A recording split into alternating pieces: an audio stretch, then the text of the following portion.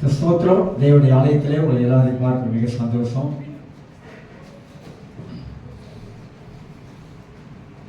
சரிங்களா? இந்த காலவேளையிலே மீண்டுமாக நான் தேவனுடைய செய்திக்குள்ளாக கடந்து போகலாம். நான் எவ்வளவு வார்த்தையிலிருந்து சங்கீதம் 1:2 வாக்கியவான் என்ற வார்த்தைக்கு ஆசீர்வதிக்கப்பட்டவன் அப்படி முதல் காரியத்தை பேசினேன். ரெண்டாவது, வாக்கியவான் என்ற வார்த்தைக்கு மகிழ்ச்சி உள்ளவன் அப்படின்னு சொல்லிட்டு சில காரியத்தை நான் பார்க்கிறோம். தாவீது சொல்லுகிறான், ஆண்டவரே உடைய வேதம் எனக்கு மன மகிழ்ச்சி அப்படின்னு சொல்லுகிறார்.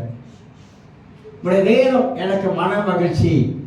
தாவீது நிறைய பாடுகள், கஷ்டங்கள், துன்பங்கள், போராட்டங்கள் இதெல்லாம் கடந்து போனாலும் சொந்த அப்சலோமே எதிராக வந்தவர், பலவிதமான பாடுகளை சந்தித்த ஒரு மனிதன் தான் தாவீது. ஆனா அவர் சொல்றாரு, ஒரு வேதம் எனது மன மகிழ்ச்சி அப்படின்றார். அப்ப ஒரு மனிதனுக்கு எது மன மகிழ்ச்சியை தருகிறது, எது நமக்கு சந்தோஷத்தை தருகிறது? இன்னைக்கு கிறிஸ்தவர்கள் மெய்யான சந்தோஷத்தையும் சமாதானத்தையும் மன மகிழ்ச்சியை அனுபவிப்பது குறைவு என்று சொல்லலாம். பல விதங்களில் நாம் யோசிக்கும் பொழுது இந்த நமக்குள்ள இருக்கிற அந்த தெய்வீக சந்தோஷத்தை பிசாசு திருட முடியாது, தெய்வீக சமாதானத்தை பிசாசு எடுக்க முடியாது. ஆனா அதை குலைப்பதற்கு, அந்த சந்தோஷத்தையும் அந்த தெய்வீக மகிழ்ச்சியும் குலைப்பதற்கு சாத்தான் பல விதங்கள்ல அவன் கிரியை செய்வான், மனிதன் மூலமா கிரியை செய்வான் என்பதையெல்லாம் நாம் அறிந்து கொள்ள வேண்டும். அதைத்தான் நம்ம இங்க போன வாரத்துல, அதாவது கிறிஸ்தவர்கள் ஆவியினால நடத்தப்படுவதில்லை, கிறிஸ்தவர்கள் பரிசுத்த ஆவியானவராலே நடத்தப்படுவதில்லை. நடத்தப்படாமல் இருக்கிறதுனால அவங்களுக்குள்ளாக அந்த தெய்வீக அந்த மகிழ்ச்சி இல்லை என்பதை குறித்து சில காரியங்கள்லாம் அவங்களுக்கு காட்டிக்கொண்டு வந்தேன். இன்றைக்கு அந்த அடிப்படையிலே இன்னும் சில காரியங்களும் மத்தியிலே பேசிவிட்டு அடுத்த வாரம் இல்லைன்னா அதுக்கு அடுத்த வாரத்தில் அந்த சங்கீதம் 1:1 குறித்து சில செய்திகள் உள்ள இருக்குது, அதை குறித்து பேசலாம் என்று எண்ணுகிறேன். இந்த செய்தியோட நோக்கம் என்னன்னு கேட்டீங்கன்னா, நீங்களும் நானும் இந்த உலகத்திலே தேவன் நமக்கு வைத்திருக்கிற அந்த தெய்வீக அந்த சந்தோஷத்திலையும் மகிழ்ச்சியிலையும் சமாதானத்தில் வாழ வேண்டும் என்பது தேவ சித்தம். பைபிள்ல தேவ சித்தத்தை குறித்து பல விதங்கள்ல வெளிப்படுத்தப்பட்டு இருக்கிறதை நாம் அறிந்து கொள்ள வேண்டும். அப்ப மனிதன் அதையே அனுபவிக்க முடியல. எதனால அனுபவிக்க முடியாமல் இருப்பதற்கு காரணங்கள் எல்லாம் நம்ம கண்டுபிடிக்கலாம். நிறைய காரணங்கள் இருக்கிறது, கண்டுபிடிக்க முடியும். இன்னைக்கு மீண்டுமாக ரோமர் 8:14 வாசிக்கும் போது, எவர்கள் தேவனுடைய ஆவியினாலே நடத்தப்படுகிறார்களோ அவர்கள் தேவனுடைய புத்திரர்கள் எனப்படுவார்கள் என்று வாசிக்கிறோம். இது ஒரு ஆழமான வார்த்தை. இது எவர்கள் தேவனுடைய ஆவியினாலே நடத்தப்படுகிறார்களோ அவர்கள் தேவனுடைய புத்திரர்கள், தேவனுடைய புத்திரர்கள் வளர்ந்த ஒரு பருவத்தை அடுத்து எடுத்து காட்டுவதை நாம் பார்க்கிறோம். ஆவியினாலே நடத்தப்படாமல் இருக்கிற அனுபவம் வேற, ஆவியானவராலே நடத்தப்படுகிற அனுபவம் வேற. ஆவியானவராலே நடத்தப்படாத அனுபவம் மாம்சத்துக்குரிய காரியங்கள், ஆவியானவராலே நடத்தப்படுகிற அனுபவங்கள் தெய்வீக காரியங்கள். இந்த மாம்சத்துக்குரிய காரியத்துக்கும் தெய்வீக காரியத்துக்கும் போராட்டம் இருக்கிறது. அதனால தான் மனிதன் இன்னைக்கு உண்மையான சந்தோஷத்தை அனுபவிக்க முடியல, உண்மையான மகிழ்ச்சி வாழ்க்கையில இல்லாமல் போகிறது. இதனால தான் மாம்சத்துக்குரிய மனுஷன் மாம்சத்துக்குரிய மனிதனாக இருந்தாக்கா அவனுக்குள்ள கொஞ்ச நாள் சந்தோஷம் இருக்கு, அவனுக்கு போயிடும். ஏன்னா மாம்சத்துக்குரிய மனிதனுக்குள்ளாக நிறைய போராட்டம் இருக்குது, நிறைய பிரச்சனை இருக்கு, பல காரியங்கள் இருக்கு, பல சோதனைகள் இருக்குது. ஆனா என்ன கேட்டீங்கன்னா, நான் என்னோட கிறிஸ்துவ ஊழியத்தின் அடிப்படையில் வளர்ந்த விதத்துல என்ன கேட்டீங்கன்னா, நம்மளால முன்னுக்கு போக முடியும். அதுதான் நான் சொல்லுவேன், நம்மளால முன்னுக்கு போக முடியும். நம்மளால எதிரியை கீழே தள்ள முடியும். நம்மளால எல்லாவற்றையும் மேற்கொள்வதற்கு நமக்குள்ளாக ஒரு தெய்வீக வல்லமை செயல்பட்டு கொண்டே இருக்குது. அதுதான் பரிசுத்தாவினுடைய வல்லமை. துக்கமா, பாரமா, கவலையா, பிரச்சனையா, எல்லாவற்றையும் தாண்டி போக முடியும். எல்லாவற்றையும் தாண்டி முன்னுக்கு போய்கிட்டே இருக்க முடியும். அதான் பைபிள் சொல்லுகிறது, நீதிமொழிகளை வலது பக்கம் சாயாத, இடது பக்கம் சாயாத. தேவனை மட்டும் ஃபோக்கஸ் பண்ணணும் வாழ்க்கையில.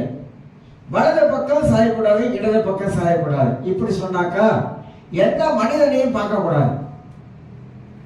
வாழ்க்கையில முன்னுக்கு போகணும்னா எந்த மனிதனையும் பார்க்க கூடாது, இயேசுவை மட்டும் பார்க்கணும். இயேசு பயங்கரமான ஒரு புரட்சிக்காரர். நம்மளுக்கு தெரியும், புரட்சிக்காரர் இயேசு. இயேசு எதுக்கு அஞ்சாதவர், எதுக்கு பயப்படாதவர். சத்தியத்துக்கு அவர் தூணா நின்றவர்.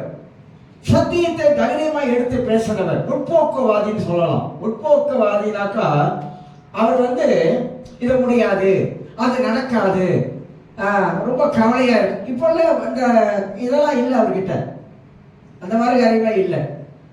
அவர் எல்லாவற்றையும் உடைத்து நிர்மூலமாக்கி முன்னுக்கு போகக்கூடியவர். அதான் மீகா 2:13 சொல்லுகிறது, தடைகளை உடைக்கிறவர். மனித வாழ்க்கையில மகிழ்ச்சியா வாழ்வதற்கு நிறைய தடை இருக்கு. அந்த தடை மனுஷனாகவே நம்ம வாழ்க்கையில வரக்கூடும். அதெல்லாம் ஒரு பக்கம் தூக்கி எறியணும். அதெல்லாம் ஒரு ரபிஷ் தூக்கி எறியணும். குப்பை, அதெல்லாம் ஒரு குப்பை தூக்கி எறிஞ்சிடணும். அதனால்தான் நம்முடைய வாழ்க்கையை நம்ம எப்படியெல்லாம் கட்டி எழுப்பி கொண்டே போகணும், அதை மட்டும் தான் பார்க்கணும். வேற எதையும் பார்க்கக்கூடாது. அதான் வலது பக்கம் இடது பக்கம் பார்க்கக்கூடாது. நம்முடைய தனிப்பட்ட வாழ்க்கையை நாம் எப்படி கட்டி எழுப்பி கொண்டே போக வேண்டும். ஒரு செங்கல் மேல ஒரு செங்கல் வைக்கும் போது அது எப்படி கட்டப்படுகிறதோ அதுபோல நம்முடைய வாழ்க்கை கட்டப்பட்டு கொண்டே இருக்கிற தவிர இடிப்பதற்கு ஒருத்தன் வருவான். அதை எப்படியாவது இடிச்சு தள்ளிடணும் அப்படின்னு ஒருத்தன் வருவான். கங்கனை கட்டி நிற்பான், சதையை சாத்தான். அவனை பார்க்காம கட்டுகிற வேலையிலே குறிக்கோளா இருக்கணும்னு சொல்ல வரேன். கட்டுகிற வேலையிலே நான் இருக்கிறேன்னா என்னோட வேலை என்ன? என் வேலை என்னுடைய ஆவிக்குரிய தன்மையை வளர்த்துக் கொள்வது என் வேலை.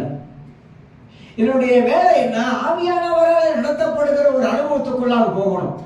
அதைத்தான் நான் ஃபோக்கஸ் பண்றேன். என் வேலை என்ன? நான் கிறிஸ்துவுக்குள்ளாக ஒரு முதிர்ச்சி அடையணும். அதுதான் என்னோட நோக்கம். அப்படி இருக்குது. என் வேலை என்ன? மாம்சத்துக்கு நான் இடம் கொடுக்காமல் ஆவியானவருக்கு நான் இடம் கொடுத்து எனக்குள்ள இருக்கிற தெய்வீக சமாதானத்தை நான் இழக்க முடியாது, நான் இழக்கக்கூடாது. எனக்குள்ள இருக்கிற ஒரு தெய்வீக மகிழ்ச்சி இருக்கு, சந்தோஷம் இருக்கு, அதை நான் ஒரு நாள் நான் இழக்க மாட்டேன். இழக்காதபடிக்கு என்னை நான் ஒரு நோக்கத்தோடு கூட என் வாழ்க்கையை நான் முன்னோக்கி போய்கொண்டே இருக்கிறேன் என்பதை அறிந்து கொள்ள வேண்டும். ஆனா அநேக கிறிஸ்தவர்கள் அப்படி தங்கள் வாழ்க்கையை அமைக்க மாட்டாங்க. ஏன் அமைக்க மாட்டாங்கனாக்கா அதுல சில காரியம் சொல்றேன் பாருங்க. அமைத்து கொள்ளாமல் இருப்பதற்கு என்ன காரணம்? ஏன் ஆவியானவராலே நடத்தப்படுகிற ஒரு அனுபவம் இல்லாமல் போவதற்கு என்ன காரணம் கேட்டீங்கன்னாக்கா, முதலாவது எல்லாருக்கும் தெரிஞ்சுதான் அடிக்கடி சொல்லுவேன், பிரேயர் ஜெபம். ஏன்னா ஜெபத்தை பத்தி நான் நல்லா ருசித்து பார்த்துருக்கேன். ஜெபத்தை பத்தி எனக்கு நல்லா தெரியும். ஒரு கிளிக் ஒன்று அனுப்பிவிட்டேன் ஃபேமிலி குரூப்ல. ஆப்பிரிக்கா லிங்கனை பத்தி அமெரிக்கா தேசத்துல அவரு பிரசிடண்டா இருக்கும் பொழுது அவர் என்ன ஜெபம் பண்ணாரு? இதெல்லாம் உண்மைங்க, இதெல்லாம் உண்மை. அவருடைய ஜெபத்தை ஒரு பையன் பார்த்தோம். ஆப்பிரிக்கா லிங்கம் உலகால் படியிட்டு அமெரிக்கா தேசத்துக்கு நடத்துவதற்கு ஞானத்தை கேட்டார். அப்ப நிறைய சாட்சிகள் தேவனுடைய மனிதர்கள் மூலமாக நாம கேள்விப்படுகிறோம். அப்ப அந்த ஜெபத்துடைய ரகசியம் என்ன? ஒரு மனிதனுக்கு அந்த ஜெபத்தில் இருக்கிற ரகசியத்தை அறிந்து கொள்ளணும். அந்த ஜெபத்தின் ரகசியத்தை ஒரு மனிதன் அறிந்து கொள்ளாவிட்டால் அவங்க ஜெபிப்பதற்கு சோம்பல் படுவாங்க. அவங்க ஜெபத்தை ஜபிக்கக்கூடிய அந்த வாஞ்சை, அந்த ஆர்வம் அவங்களுக்குள்ளாக இல்லாமலே காணப்படும். ஆக ஜெபம் என்ன வாழ்க்கையில செய்யும்? ஜெபத்தை பத்தி நிறைய புஸ்தகங்கள் எழுதியிருக்கிறாங்க. பெரிய பெரிய தேவனுடைய மனிதர்கள், தேவனுடைய ஊழியர்கள்லாம் நிறைய எழுதியிருக்காங்க. ஜெபிக்கிறவன் பாவத்தை நிறுத்துவான், ஜெபிக்கிறவன் பேச்சை நிறுத்துவான். ஜெபிக்கிறவனுடைய வாழ்க்கையிலே ஒரு அனல் பற்றி எரிந்து கொண்டு இருக்கும். ஜெபிக்கிறவன் விசுவாசம் உள்ளவனாகவே எப்போது இருக்கும். ஜெபிக்கிறவனுடைய வாழ்க்கையில தடைகளை உடைக்கக்கூடிய ஒரு தைரியமும் ஒரு வல்லமை அவனுக்குள்ள செயல்பட்டு கொண்டே இருக்கும். ஜெபிக்கிறவனுடைய மனிதன் எதையும் பார்த்து அஞ்ச மாட்டான். ஜெபிக்கிறவனுடைய மனிதன் எதையும் பார்த்து பயப்பட மாட்டான். ஜெபிக்கிற மனிதன் அவன் தைரியம் உள்ளவனாக முன்னுக்கு போய்கிட்டே இருப்பான் ஜெபிக்கிற மனுஷன். இதுதான் ஜெபத்தின் ரகசியங்கள். ஜெபிக்கிற மனிதன் சாத்தானுக்கு அஞ்சி நடுங்கி உட்கார மாட்டான். ஜெபிக்கிற மனிதன் என்ன வந்தாலும் சரி, ஆண்டவர் தான் என் கூட இருக்கிறார் என்ற அந்த நிச்சயத்தை உடையவனாக வாழ ஆரம்பிப்பான். ஜெபத்துல அவ்வளவு ஒரு வல்லமை இருக்குங்க. ஜெபத்துல அவ்வளவு ஒரு ரகசியம் இருக்குது. கிறிஸ்தவர்கள் அதில் தான் போட்ட விடுறாங்க. அதனால்தான் நம்ம வலியுறுத்துகிறோம். இந்த ஜெபம், ஆண்டவராக இயேசு கிறிஸ்து ஏன் ஜெபித்தாரு? அவர் ஜெபிக்க வேண்டிய அவசியம், ஆனால் ஏன் ஜெபித்தாரு? பைபிள் முழுவதும் ஜெபத்தை வலியுறுத்துகிறது. பைபிள் முழுவதும் படிச்சு பார்த்தா தேவனுடைய மனிதர்கள் ஜெபத்துக்கு அந்த முக்கியத்துவம் கொடுத்திருக்கிறாங்க. உலகத்தில் வாழ்ந்த மனிதர்கள், பெரிய பெரிய தேவனுடைய ஊழியர்கள் உடைய வாழ்க்கை சரிதைகளை எடுத்து பார்த்தோம்னாக்கா அந்த அளவுக்கு ஜெபத்துக்கு முக்கியத்துவம் கொடுத்திருக்காங்க. வெற்றியை கண்டிருக்காங்க, சாதனைகளை படிச்சிருக்காங்க, ஜெயம் கொண்டு இருக்கிறாங்க. இதெல்லாம் அந்த ஜெபத்தின் ரகசியம். அதனால தான் பிசாசு ஜெபிக்க விட மாட்டான். ஜெபிக்காத, வேண்டாம். ஜெபித்தா அவனுக்கு பயம். ஜெபிக்கிறவங்கிட்ட வரமாட்டான். ஜெபிக்கிற வீட்டுக்குள்ள நுழைய முடியாது அவனால. அதனால ஜெபிக்காத அப்படின்னு சொல்லிட்டு ஜெபத்தை நிப்பாட்டக்கூடிய ஒரு ஆள் இருக்கானா அவன் தான் சடப்பை சரியா சாத்தம். அதான் கிறிஸ்தவர்கள் ஜெபத்துல மங்கிட்டாங்க. ஜெபத்துல ஒரு மங்கி போன நிலைமை அவன் வாழ்க்கையில ஏற்படுகிறது. அதனால தான் ஆவியானவரால் நடத்தப்பட முடியல. இப்ப புரியுதுங்களா? ஏன் நாம் தேவ ஆவியானவரால் நடத்தப்பட முடியல அப்படின்னு கேட்டீங்கன்னாக்கா, ஜெபிக்காத கிறிஸ்தவனுடைய வாழ்க்கையில எப்படி ஆவியானவர் வந்து நடத்துவாரு? ஒரு ஜெபமில்லாத கிறிஸ்தவ வாழ்க்கையில எப்படி ஒரு ரெவலேஷன் வரும், எப்படி ஒரு வெளிப்பாடு வரும், எப்படி கர்த்தர் பேசுவாரு? நம்ம தான் காஞ்சி போயிடும் கருவாடு மாதிரி அப்படியே ஆகிட்டோமே. அனலையும் இல்லாம குளிரையும் இல்லாம அப்படியே போயிட்டோமே. இது ரொம்ப சீரியஸான ஒரு காரியம். நான் சொல்றது ரொம்ப சீரியஸான ஒரு காரியம். காலம் கொடிதாய் மாறிடுச்சு. கொள்ளாத காலம் வந்துருச்சு. நெருக்கடியான காலத்தை வந்துருச்சு. அப்ப தேவ ஆவியானவரால் நடத்தப்படுவதில் என்ன அர்த்தம்னா, ஜெபம் நம்மை நடத்தும். பரிசுத்த ஆவியானவர் மூலமாக நாம் ஜெபிக்க ஆரம்பிக்கும் போது வசனம் சொல்லுகிறது, நாம் வெளிவீனமான நேரங்களில் பரிசுத்த ஆவியானவர் பெருமூச்சுகளோடு கூட நமக்கு உதவி செய்கிறார், ஜெபத்தில் உதவி செய்கிறார். அதனால தான் நான் பிரயாசப்படுறேன். ஜெபம் பண்ணுங்க. ஆண்டவர் உங்கள் வழி நடத்தணும். தேவனுடைய வழி நடத்துதலை நீங்க சரியாக தெரிந்து கொள்ளணும் அப்படின்னு சொல்லிட்டு, இரண்டாவதாக இந்த ஜெபம் நமக்கு ஒரு அபிஷேகத்தின் ஒரு மலையை நமக்கு பொழிந்து கொண்டே இருக்கும். அபிஷேகம் குறையக்கூடாது. ஆனா அபிஷேகம் வாழ்க்கையில் குறையறதுக்கு வாய்ப்பு இருக்கு. எப்படிங்க குறையும்? அபிஷேகத்தை அனல் மூட்டுவது ஜெபம்தான். ஒரு மனிதன் நல்ல ஆவியில நல்லா ஜெபிக்கும் போது அவனை தன்னைத்தானே அவனுக்குள்ளாக அனல் மூட்டி கொள்கிறான். அந்நிய வாசலை ஜெபம் பண்ணும் போது நம்ம நாமே பக்தி விருத்தி உண்டாக்குறோம். நமக்கு நாமே வந்து அனல் மூட்டி கொள்றோம். இது ரொம்ப அவசியம், ரொம்ப ரொம்ப அவசியம். அப்ப அபிஷேகம் இல்லைன்னா எப்படி இருக்கும் நம்முடைய வாழ்க்கை? கொஞ்சம் யோசிச்சு பாருங்க. அபிஷேகம் இல்லாத வாழ்க்கை, ஆரம்பத்தில் நான் பெற்றுக்கொண்ட அந்த அபிஷேகம், பரிசுத்த ஆவியின் அபிஷேகம். சிலர் சொல்லுவாங்க, பரிசுத்த அந்நிய பாஷை பேசுறீங்களா? ஓ, உங்களுக்குள்ள அபிஷேகம் இருக்கு. அது வந்து யாரோ சொன்ன ஒரு கதை. சிலர் என்ன நினைப்பாங்கனாக்கா, பரிசுத்தாவை பெற்றுக்கொண்டதுக்கு அடையாளம் வந்து அந்நிய பாஷை தான் அப்படின்னு இன்னொருத்தவங்க சொல்லுவாங்க. பைபிள் என்ன சொல்றது தெரியுங்களா? அபிஷேகம் நம்ம வாழ்க்கையில வந்த பொழுது நமக்கு அந்நிய பாஷை பேசுறோமே, அது கிஃப்ட், அது ஒரு வரம், அது நமக்கு தேவன் கொடுத்த ஒரு வரம். அதனால நம்ம பேசுறோம்.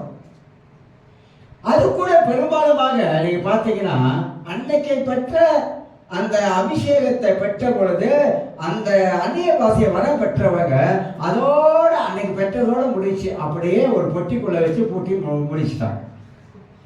அதுக்கு அடுத்து அதுல பேசுறதே இல்லை, அதுல ஜெபிக்கிறதே இல்லை.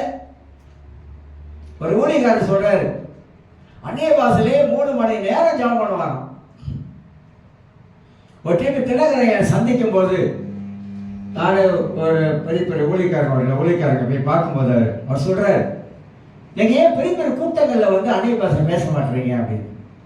ஆனா அவர் சொன்னாரு, என் தனிப்பட்ட அறையிலே, என் தனி ஜெபத்திலே அதிகமாக நான் அந்நிய பாஷையிலே நான் ஜெபம் பண்றேன். நிறைய பெரிய பெரிய ஊழியக்காரர்கள் எல்லாருமே இந்த அந்நிய பாஷை வந்து தனிப்பட்ட விதத்துல ஜெபிக்கிற ஒரு காரியம்.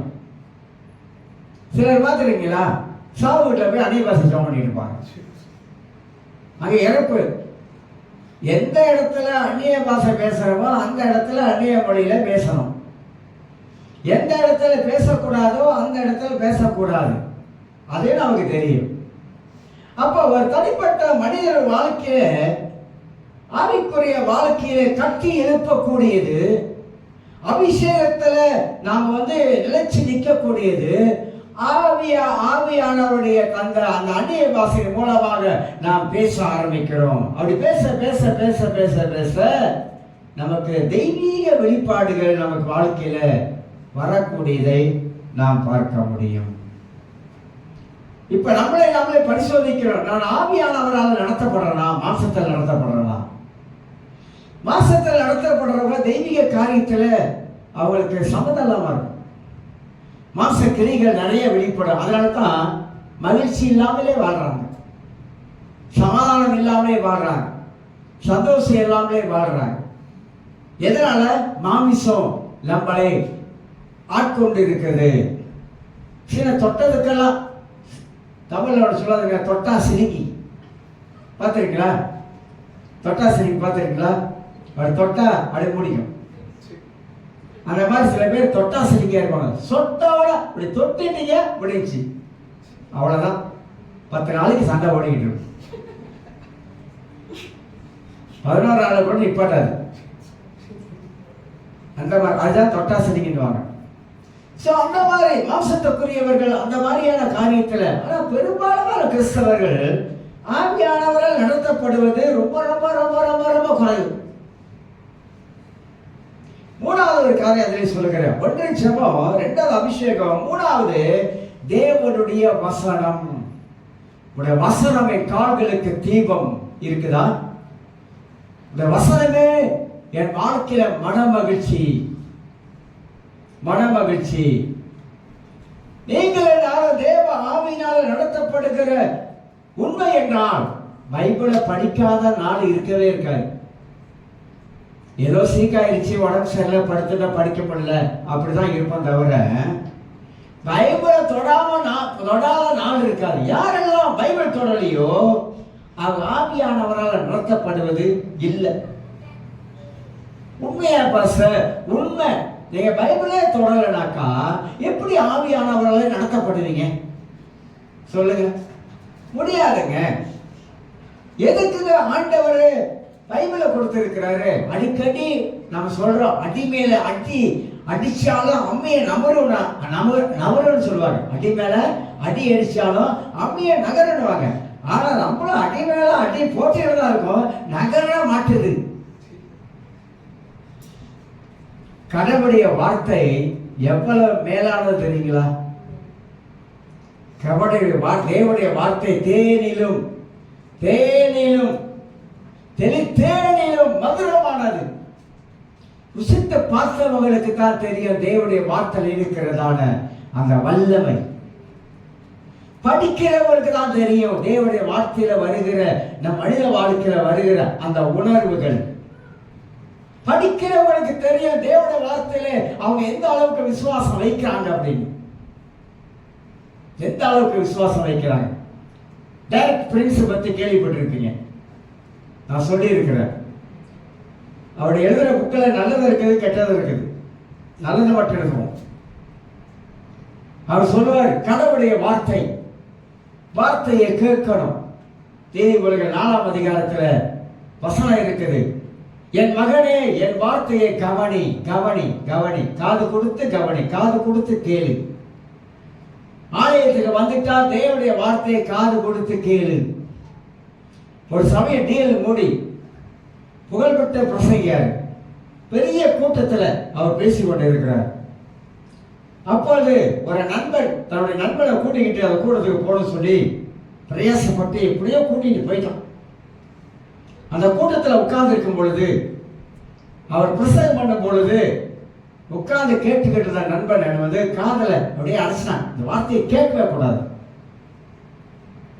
அவர் பேசிக்கிட்டே இருக்கிறாரு. ஒரு ஈ கரெக்டா வந்து அவருடைய மூக்கில் வந்து அப்படி உட்காந்துச்சான். அங்க ஈ அடிப்பதற்கு அந்த கையை அப்படி எடுத்தாலும் பாருங்க, கரெக்டா வார்த்தை வந்துச்சான். காது உள்ளவன் கேட்க கடவன். அப்ப கையை எடுத்தவன் கடவுளுடைய வார்த்தை கேட்டவன் ரசிக்கப்பட்டான். உண்மை நான் சொல்றது. அந்த மாதிரி கடவுளுடைய வார்த்தையை நாம உன்னிப்பாக கவனமாக கேட்க வேண்டியது அவசியமா இருக்குது. பழைய ஏற்பாட்டு முழுவதும் வாசித்து பாருங்க, புதிய ஏற்பாட்டை கொஞ்சம் தொட்டு வாசித்து பாருங்க. என் மகனே அப்படின்றது அது நீதிமொழிகளை வருது. ஆனா பழைய ஏற்பாட்டில் வாசிக்கும் போது தேவனுடைய சத்தத்தை கேட்கிறவர்களை பத்தி அழகா சொல்லப்பட்டிருக்குது. எஸ்ஐயா புஸ்தகத்துல, எரேமியா புஸ்தகத்துல, உபாகம் புஸ்தகத்துல. அப்ப கடவுளுடைய வார்த்தை எவ்வளவு முக்கியமானது என்பதை இன்றைக்கு நம்முடைய வாழ்க்கையில நாம உணர்வதில்லைங்க. அதுதாங்க ஒரு பெரிய வருத்தம். ஒரு காலத்துல சைனால பைபிள் இல்லைங்க. நான் சொல்லியிருக்கேன், பைபிள் கிடையாது. ஒரு ஏழை பிச்சுக்கிட்டு எல்லாரும் அப்படியே ரகசியமா வாசிப்பாங்க. இன்னைக்கு அரபு தேசத்தெல்லாம் பைபிள் வச்சிருக்க முடியாது, வீடுகள் ஆராதிக்க முடியாது, ஒரு சுதந்திரமா ஆராதிக்க முடியாது. அப்படிப்பட்ட மக்கள் இன்னைக்கு வாழ்றாங்க. சில இடங்கள் இன்னைக்கு வாழ்றாங்க. பைபிளை திறந்த வெளியில கொண்டு போக முடியாத அளவுக்கு. ஆனா கடவுள் நமக்கு இந்த தேசத்துல எந்த குறையும் வைக்கல, எல்லாத்தையும் கருத்தை தந்திருக்கிறாரு. இந்த வேத புஸ்தகத்தை நம்ம கையில கொடுத்திருக்கிறாரு. ஆனா அந்த வேதத்தை எடுத்து படிக்கத்தான் ஆவியானவர் என்னோடு சம்பாஷிக்கிறார், என்னோடு பேசுறார். நான் செய்யற தவறெல்லாம் சுட்டி காட்டுதுங்க பைபிள். நான் என்னென்ன தவறு செய்யணும் அதெல்லாம் வேற யாரும் சொல்லவே வேண்டாம். நான் செய்யற தவறு அத்தனையுமே இந்த பைபிள் எனக்கு சுட்டி காட்டுகிறது. நான் படிக்க ஊசி போல என்னோட நெஞ்சில் அது குத்துது. ஐயோ, நான் இதை செஞ்சிருக்கேன், அதை செஞ்சிருக்கேன், நான் அப்படி பண்ணியிருக்கேன், நான் இப்படி பண்ணியிருக்கேன். இதெல்லாம் பைபிள் என்னோட பேசுகிறது. அப்ப தேவனுடைய வார்த்தையை பாருங்க, எவ்வளவு கூர்மையானது, இருபுறம் கருவுள்ள பட்டயமானது தேவனுடைய வார்த்தை. ஆனா அந்த வார்த்தைக்கு இன்னைக்கு முக்கியத்துவம் இல்லை. அந்த வார்த்தைக்கு இன்னைக்கு முதலிடம் இல்லை. அந்த வார்த்தையை இன்னைக்கு கனப்படுத்த மாட்டாங்க. கிறிஸ்தவர்கள், ரட்சிக்கப்பட்டவர்கள் தேவனுடைய வார்த்தையை இன்னைக்கு கனம் இல்லாம போயிடுச்சு. ரொம்ப பரிதாபத்திலையும் பரிதாபம். ஆண்டவர் சொல்றாரு, நான் சொல்லிய இந்த வசனமே கடைசி நாளிலே நியாயத்தை இருக்கும். நான் சொல்லிய இந்த வசனமே, இந்த பைபிள்ல எழுதப்பட்டிருக்கிற வசனமே கடைசி நாள்ல தான் நியாயத்தை இருக்கும். நல்லா அறிந்து கொள்ளுங்க. நீங்களும் நானும் அப்படியே இந்த உலகத்துல அப்படியே போயிட்டு இருக்கோம். அவ்வளவுதான், அப்படியே போயிட்டு இருக்கோம். இந்த வாழ்க்கை அப்படியே போயிட்டு இருக்குது. எங்க நிக்கணும் உங்களுக்கு தெரியாது, எனக்கு தெரியாது. நான் நிக்க போறேன், உன் வாழ்க்கை இதோட நிப்பாட்டிட போறேன் அப்படின்னு சொல்லிட்டு நிப்பாட்டுதா? இல்லவே இல்லை. அது எத்தனை வயசா இருக்கலாம், சில பேர் நினைப்பாங்க, எனக்கு இப்பதான் 22 தாண்டி இருக்குது, அப்ப அவருடைய நினைப்பு என்னன்னா நான் இன்னும் இருப்பேன். இல்ல, அப்படி நினைக்க கூடாது. நான் வாழ்வது தேவனால, நான் நிற்பது தேவனால. எனக்கு உயிர் பிச்சையை கர்த்தர் தான் கொடுத்திருக்காரு. அந்த உயிர் பிச்சை தேவன் கொடுத்ததுனால இந்த வாழ்க்கையை நான் சரியா வாழணும். நான் சரியா வாழணும். நீ சரியா வாழாவிட்டா இந்த வாழ்க்கையுடைய விளைவுகளை நாம தான் சந்திக்க போறோம். நாம தான் சந்திப்போம். அதுதான் பூமியில் இருக்கும்போது விதைக்கிறது சரியா விதைக்கணும், அது சரியா முளையணும். நம்ம தவறா நம்ம வாழ்க்கையில நம்ம விதைக்க ஆரம்பிச்சோமாக்கா முளைக்கிறது தவறா முளைக்கும்.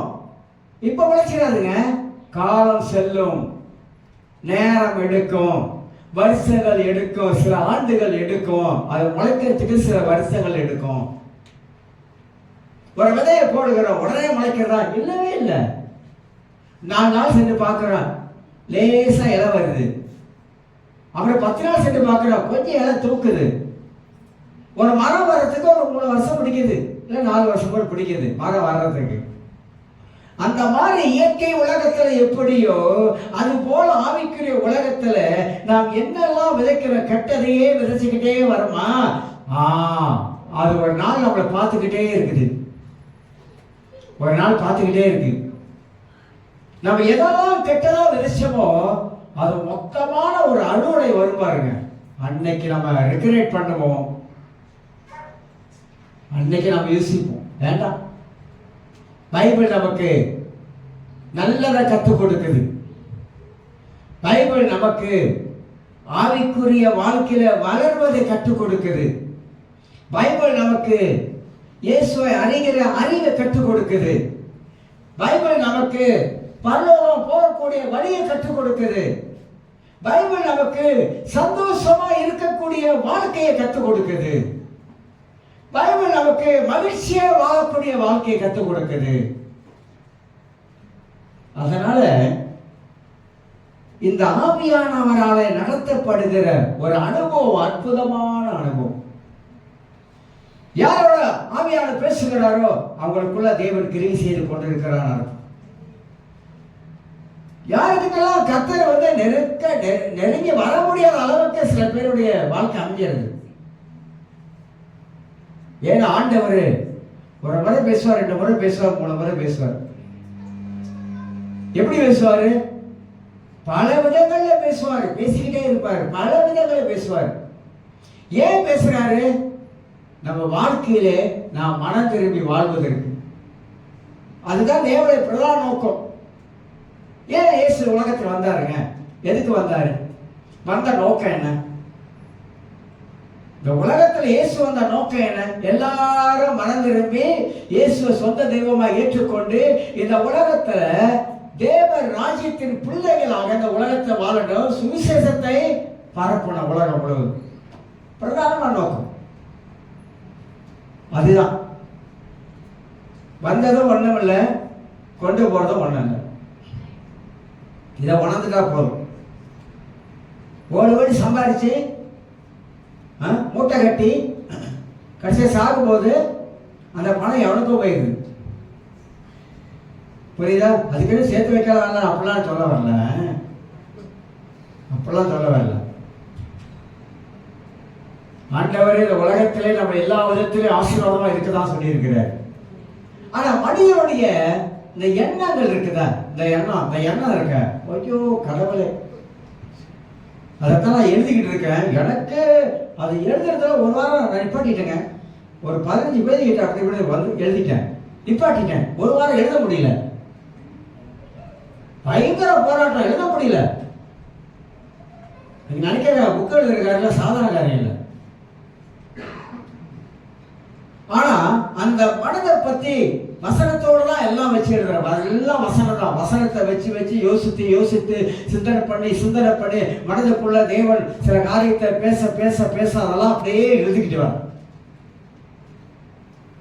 அவ்வளவு சக்தி வாய்ந்தது இந்த மனது, சக்தி வாய்ந்தது.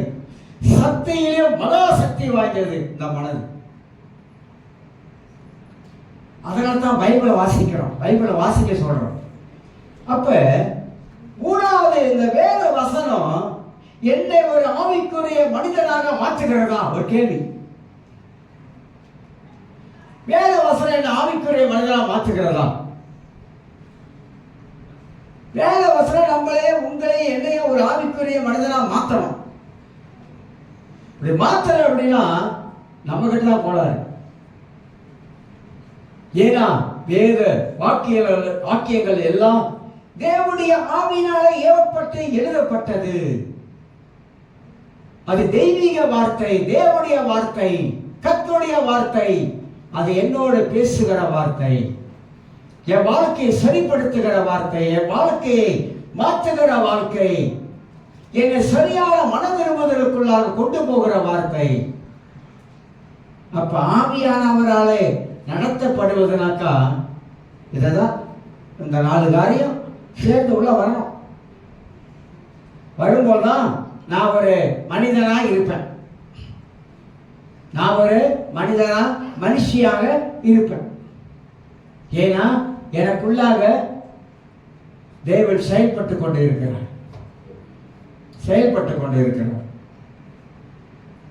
அப்ப ஆவியானவர் நடத்தப்படுகிற அனுபவம் இவைகள் நம்ம ஒரு சரியான ஒரு கிறிஸ்தவ வாழ்க்கையை வாழ செய்கிறது. சரியான கிறிஸ்தவ வாழ்க்கை எனக்கு அப்படி வாழ்றோமா? சரியான ஒரு கிறிஸ்தவ வாழ்க்கை வாழ்றோமா? சரியான ஒரு குடும்பத்தை நடத்துறோமா? சரியான பிள்ளைகளை நடத்துறோமா? வேலை ரொம்ப ஆச்சரியமா இருக்குது. உலகத்தான விட கிறிஸ்தவங்க எப்படி இருக்கணும்? மேலானவங்க. உலகத்தானுக்கு தேவனை குறித்த அறிவு இல்லை, உலகத்தானுக்கு வேத பைபிள் இல்லை.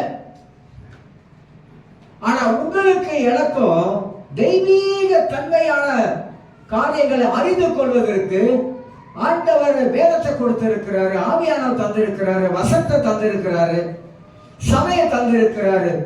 நல்ல செய்திகளை கேட்கக்கூடிய திருச்சபைக்குள்ள வந்து உட்கார்ந்துருக்கணும். ஒரு குடும்பத்தை எப்படி நடத்தணும், எப்படி நடத்திக்கிட்டு போறோம்? எல்லாம் சொல்றாங்க கடவுள் பார்த்துக்குவாரு, கடவுள் பார்த்துக்காரு. பைத்தியக்கார தரமா பேசாரு. கடவுள் பார்த்துக்குவாரு, ஒரு பைத்தியக்கார தரமா பேசக்கூடாது. கடவுள் எப்படி பார்த்துக்குவாரு? எப்படி கடவுள் பார்த்துக்குவாரு? நான் கேட்கிறேன். வாழ்க்கை என்பது உங்க கையில என் கையில தான் இருக்கு. நான் வாழ்ற வாழ்க்கையை பொறுத்து தாங்க. என்ன 4 பேர் மதிப்பான், என்ன 4 பேர் மதிக்க மாட்டான். புரிஞ்சுக்கங்க நல்லா. உங்க கையில 4 பணம் இருந்தா வராத ஈ கூட்டம்லாம் வந்துடும். தெரியுமா உங்களுக்கு? அப்படின்னா என்ன சொல்றேன்? ஈ எப்படி வருது? ஏதாவது ஒரு இது இருந்துச்சுன்னா எல்லாம் வந்துடும். சீனி எப்படி வருது? எறும்பு எப்படி வருது? சீனி எங்க இருக்கா வந்துடும். பணம் இருந்தா வராத கூட்டம்லாம் வந்து ஒட்டிக்கும்.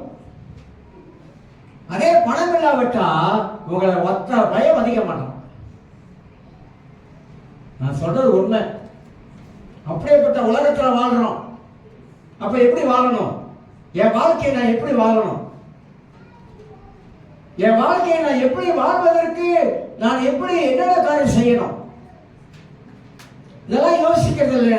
இன்னைக்கு பெரும்பாலும் யோசிக்க மாட்டாங்க. ஸ்லாங்கூர் பகுதியில் 42,000 பேருக்கு வேலை இல்லை. ஸ்லாங்கூர்ல மட்டும் ஸ்லாங்கூர் 42,000 பேருக்கு வேலை படிச்சு கதை. வாழ்க்கைய சரியா ஞானமா யோசித்து வாழணும். அதுக்கு மேல பேச வேணாம். அப்புறம் நான் பணத்துக்கு வருவேன், விட்டுருவோம், அதெல்லாம் விட்டுருவோம். ஒருவேளை இந்த செய்தி உங்க வாழ்க்கையில நீங்க கேட்டு அதெல்லாம் பார்த்துக்கலாம், எனக்கு வயசு இருக்குது, அதெல்லாம் பார்த்துக்கலாம் அப்படின்னு நினைச்சீங்கன்னா அது நம்மளுடைய என்ன சொல்லலாம், நம்மளுடைய என்ன சொல்லலாம், என்ன சொன்னா சரியா வர நினைக்கிறீங்க?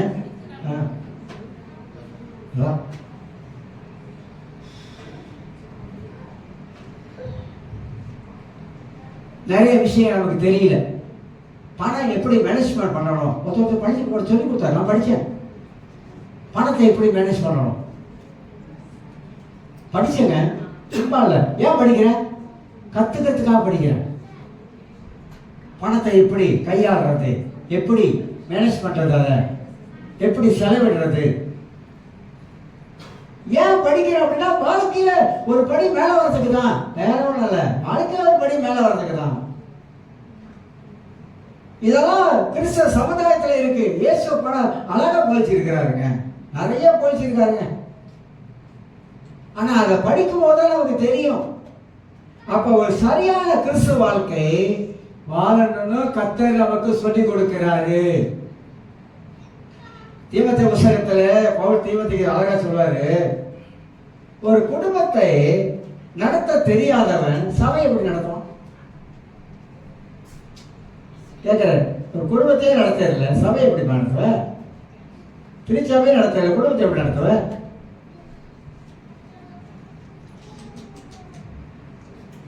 இதெல்லாம் நம்ம தெரிஞ்சுக்கணும். அப்ப ஆண்டவர் சொல்றாரு, தேவ ஆவியானவர் நடத்தப்படுகிற காரியம் மகிமையான ஒரு காரியம். அதில் தான் நமக்கு அந்த மகிழ்ச்சி இருக்குது, அதில் தான் நமக்கு அந்த சந்தோஷம் இருக்குது, அதில் தான் நமக்கு ஒரு சமாதானம் இருக்குது. அதுக்குள்ள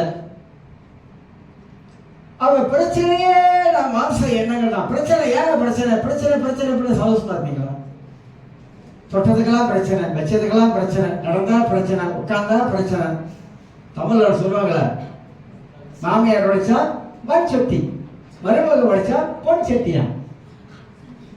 அப்படியா? தொட்டதுக்கெல்லாம் பிரச்சனை, கை வச்சா பிரச்சனை, அக்கால உட்கார்ந்தா பிரச்சனை, எந்திரிச்சா பிரச்சனை, நடந்து போனா பிரச்சனை. ஏன் நடந்து போற?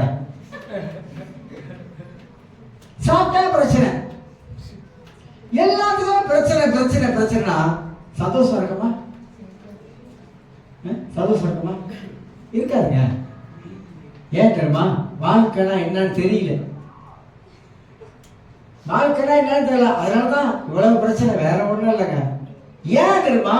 இந்த மாமிசம் சரியா யோசிக்க மாட்டேது, சரியா சிந்திக்க மாட்டேது. அதனாலதான் வேதனை சொல்லுகிறது, பிரச்சனையே நம் மாமிச எண்ணங்கள். ரோமர் 8ஆம் அதிகாரத்துல 5ஆம் வசனத்தை நான் உங்களுக்கு வாசித்து காட்டு சுருக்கமா நிப்பாட்டுகிறேன். ரோமர் 8ஆம் அதிகாரத்துல 5ஆம் வசனத்தை, இந்த 8ஆம் அதிகாரத்தை பல முறை நான் வாசியிருக்கிறேன், பல முறை வாசியிருக்கிறேன். ஏன்னா அற்புதமான சத்தியம் இருக்குது. 5ஆம் வசனம், அன்றைய மாசத்தின்படி நடக்கிறவர்கள் மாசத்துக்குரியவர்களை சிந்திக்கிறார்கள், ஆவின்படி நடக்கிறவர்கள் ஆவிக்குரியவர்களை சிந்திக்கிறார்கள். நம்ம சிந்தனை நமக்கு பயங்கர எதிரி. பைபிள் சொல்றது சிந்தனை கேட்காது. நம்மளா ஒரு முடிவு எங்க எடுக்கணும்? இந்த மனதில் தாங்க நம்ம முடிவை எடுக்கிறோம். தவறான முடிவு எல்லாம் நம்ம மனதில் எடுக்கிறோம். சில பார்த்தீங்களா, தமிழ்ல சொல்லுவாங்க அவசரம் கொடுக்க அப்படின்வாங்க. ஏன் சொன்னாங்க தெரியுமா? அவசரம் கொடுக்க அப்படின்வாங்க. பொறுமை இல்லை, ஒரு நிதானம் இல்லை, அவசரமா ஒரு முடிவு எடுக்கிறது, ஒரு தீர்மானம் எடுக்கிறது. அதெல்லாம் கிறிஸ்தவனுக்கு ஆகாது. ஒரு காரியம் சொல்லும்போது போறோம், ரொம்ப அவசரப்பட்டு அப்படியே போன்ல ஓடும், அப்படியே போகும். அவசரப்பட்டு அப்படியே எங்கெங்க எஸ்எம்எஸ் அனுப்புவோம், எங்கெங்க போன் பண்ணுவோம், அவசரப்பட்டு எல்லாத்தையும் பறி விட்டுருவாங்க. அவசரம் கொடுக்க, அதுதான் சொல்லுவாங்க. சரியான ஒரு தீர்மானம் எடுக்கிறது இல்லை, சரியா சிந்திக்கிறது இல்லை, சரியா யோசிக்கிறது இல்லை. மனதுக்கு சரியா யோசிக்க இடம் கொடுத்தாங்க. அதனால்தான் ஆவியானவரால் நடத்தப்படுவது. ஆவியானவர் நடத்தப்படுறவங்க ரொம்ப யோசிப்பாங்க. 1 Timotheus 2:15 ஆவிக்குரியவன் எல்லாவற்றையும் அவன் ஆராய்ந்து நிதானிக்கிறான். ஆராய்ந்து நிதானிக்கிறான். சரியா சரியில்லையா, தப்பா தவறா நிதானிக்கிறான். எது சரி எது தப்பு அவன் நிதானிக்கிறான், உண்மையா பொய்யா, சொல்றது உண்மையா பொய்யா. எத்தனை கட்டுக்கதை இருக்கு, எத்தனை உண்மை இல்லாத கதை நம்ம கிட்ட வருது, எத்தனை தவறான கதை வருது. அது எல்லாம் நம்ம மனதில் போட்டுட்டோமாக்கா, ஆமாவா அப்படியா, ஐயோ தெரியாது முடியுமா, அட தெரியாது மங்கம்மா அப்படியா. ஏன் மனதில் போட்டுட்டோம். எதை மனதில் போடணுமோ அதை போடணும், எதை மனதில் போடக்கூடாதோ அதை மனதில் போடக்கூடாது. போட்டா நம்ம வாழ்க்கை சரிஞ்சிடும். இந்த மனதில் இருக்க ஒரு பேய் தெரியுமா உங்களுக்கு? இந்த மனது ஒரு பேய். இதுல தான் பேய் வேலை செய்யலாம். எதுல?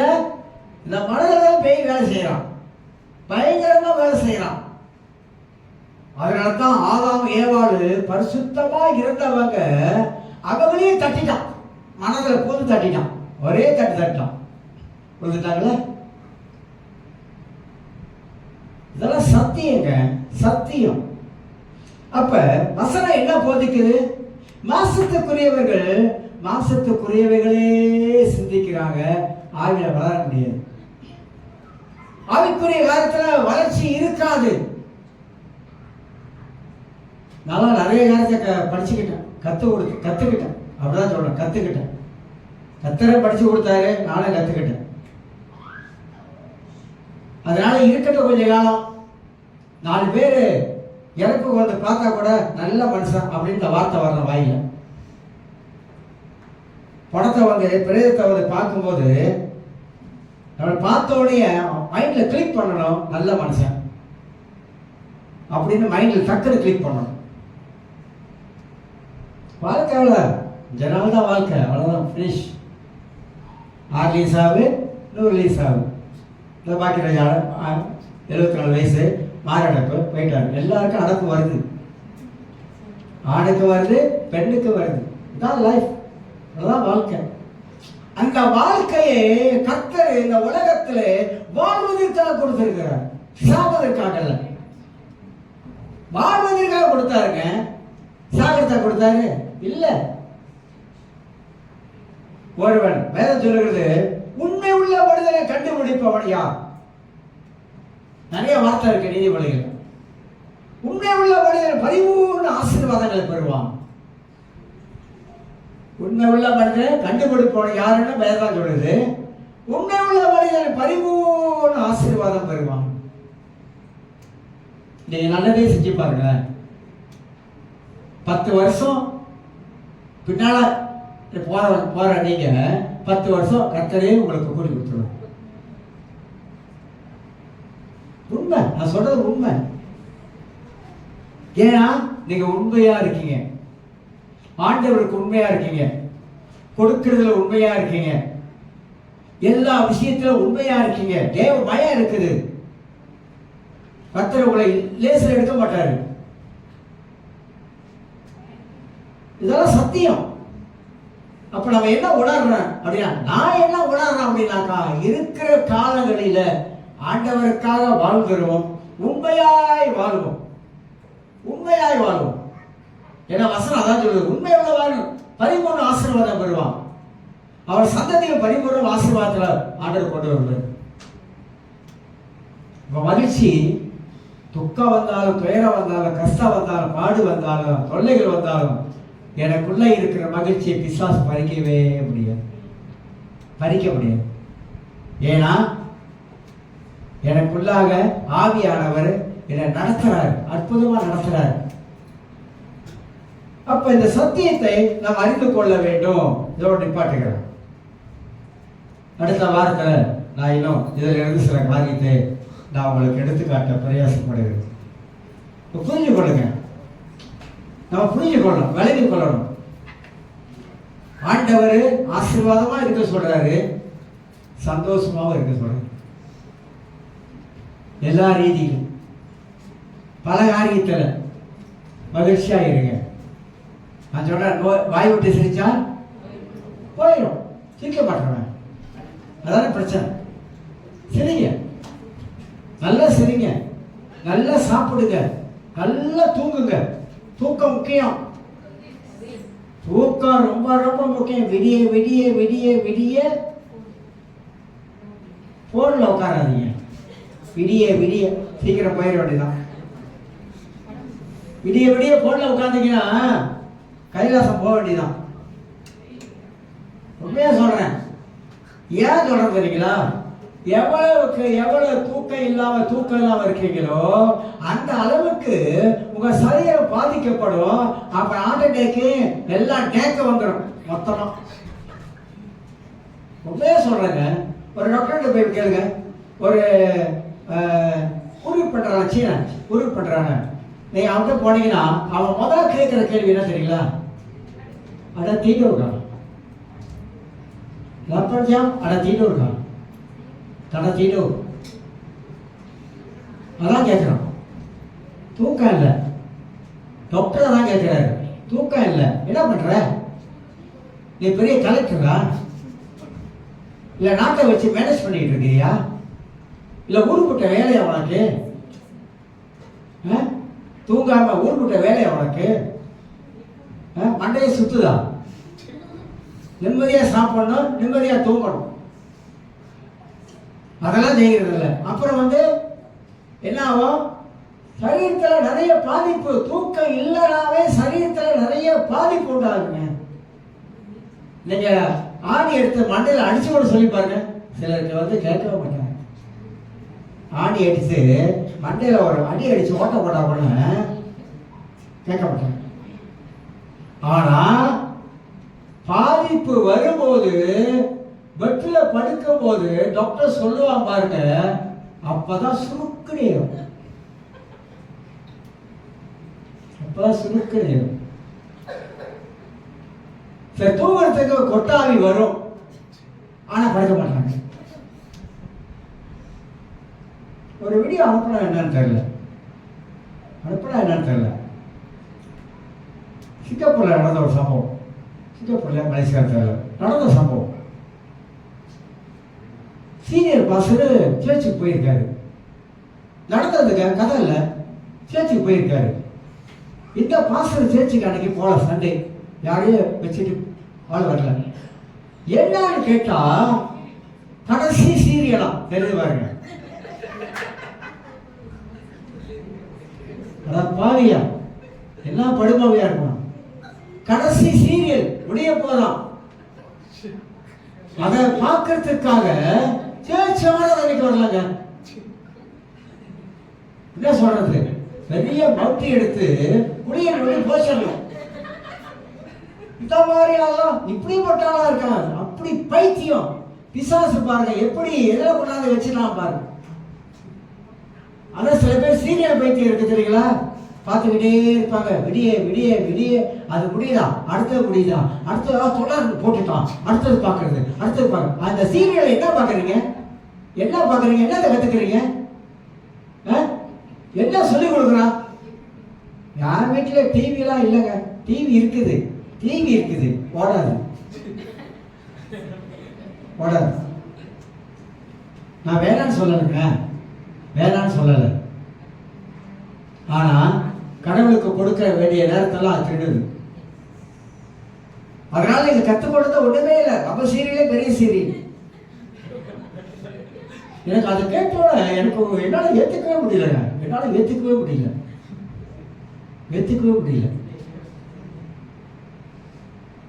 அதனால கடைசி காலத்துல இருக்கிறோம், அப்படிதான் சொல்லிக்கிட்டு வரோம். ஆனா நாட்கள் நெருங்கிடுச்சு. நீ வாழ்ற காலம் கத்திற்காக இருக்கட்டும். சந்தோஷமா வாழுங்க, மகிழ்ச்சியா வாழுங்க, ஒரு சமாதானமா வாழுங்க, சந்தோஷமா வாழுங்க, ஒதுங்கி வாழுங்க, ஒட்டி வாழுங்க. புரியுதா என்ன சொல்றேன்? ஒட்டி வாழ்றோட ஒட்டி வாழணும், ஒதுக்கி வாழ்றோட ஆளோட ஒதுக்கி வாழ்றோம். ஒதுக்கி வாழ்றது எப்படி ஒதுக்கி வாழணும் அப்படி இருக்கணும், அதான் நல்லது. ஒட்டி வாழ்றோமா, ஹலோ எப்படி இருக்கேன், நல்லா இருக்கீங்களா, போறோமா, உட்காரவா, சாப்பிட்றோமா, அப்படியே வந்தாரும் பிடிச்சி அவ்வளோதான். நகமும் சதைவா பிழைஞ்சிட்டீங்க, டேஞ்சரஸ். அதனால கிறிஸ்தவர்கள் அந்த தெய்வீக மகிழ்ச்சியை இழந்துடக்கூடாது. எல்லாரும் இருக்கலாம். நன்றி ஆண்டவரே.